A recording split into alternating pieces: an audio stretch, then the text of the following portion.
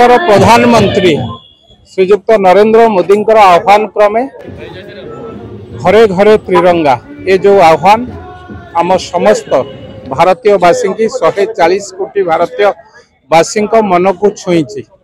प्रति वर्ष ये कार्यक्रम अगस्ट 10 तारिख रु 15 तारिख पर्यंत ये कार्यक्रम थाए। आम संकल्प आमे स्वाधीन भारतर नागरिक माने स्वाधीन भारतर जनसाधारण माने घरे घरे त्रिरंगा लगाई निजको गर्व अनुभव करू निज जातीय पताका सहित। आज रघुनाथपुर ऑटो स्टैंड रु एकाम विशेष भाव में एकाम्र निर्वाचन मंडली ए मंडलर सभापति आह्वान क्रमे आमे रघुनाथपुर ऑटो स्टैंड रु सुभाष नगर रघुनाथ नगर ऑटो स्टैंड ठारू सुभाष नगर हनुमान मंदिर पर्यंत ये पदयात्रा त्रिरंगा धरी चली। निश्चित भावे सबू दल मत निर्विशेष एठी समस्तंकर एकाठी समभावपन्न एकाठी होइकी ए पदयात्रा रे चलुथिले। समस्तंकु मोर प्रणाम। एभली एक कार्यक्रम जहाँ दल संगे किछि नुहे देश प्रेम रे उद्बुद्ध होई आमे समस्ते भारतीय भारत आग देश आग तापरे आमे समस्ते तेणु ए कथारे उद्बुद्ध होई जो भारतीय माने जो भाई भौणी माने आज आम संगे ए पदयात्रा रे चलुथिले त्रिरंगा धरी समस्त को धन्यवाद जनइबी।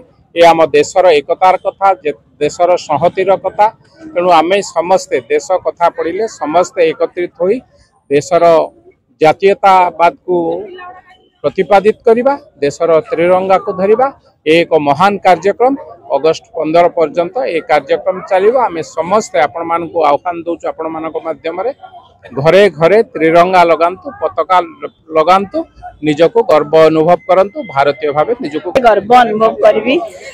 हमर प्रिय प्रधानमंत्री जो आह्वान देइचंती घर घर तिरंगा निश्चिंत भाव रे तिरंगा आम देशर आम जाति पई बहुत गर्व।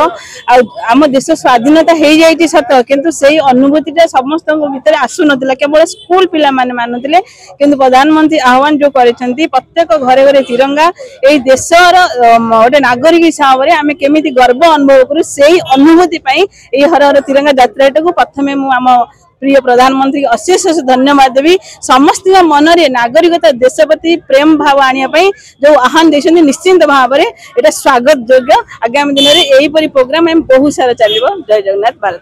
सर्वप्रथमे मु धन्यवाद देवी मंडल तरफ ये होची मां बारभुजांग मंडल जहाँ की 4टी वार्ड को नहीं गठित 63, 64, 65, 66 नंबर वार्ड को नहीं गठित। जो प्रथमे मु धन्यवाद देवी भारतर यशस्वी प्रधानमंत्री श्री नरेंद्र मोदी को जहाँ आह्वान रे यही घरे घरे तिरंगा प्रति वर्ष एमती चलुची आम एमती तिरंगा यात्रा करुचु। ए वर्ष आम सहित आम एकाम्र क्षेत्र आरंभ होती बाबा लिंगराज क्षेत्र आरंभ होती। सर्वप्रथमे मु आम लोकप्रिय विधायक श्री बाबू सिंह को धन्यवाद देवी एवं भुवनेश्वर जिलार सभापति निरंजन भाईना को धन्यवाद देवी जे आम सहित मिसी ए तिरंगा यात्रा कार्यक्रम को आमको उत्साहित करजंती एवं वार्ड रो समस्त लीडर को धन्यवाद देवी एवं समस्त भाई भौणी मान को जो माने एते संख्यक आम सहित जगदई आमको उत्साहित करजंती एवं आगामी दिन में प्रत्येक वार्ड रे तिरंगा यात्रा चलिबो। समस्त को ए आपन माध्यम अनुरोध समस्ते घरे घरे तिरंगा लगेबा एवं आगामी दिन जो स्वाधीनता दिवस अगस्ट 15 समस्त तिरंगा को सम्मान देवा। जय हिंद जय भारत माता की जय।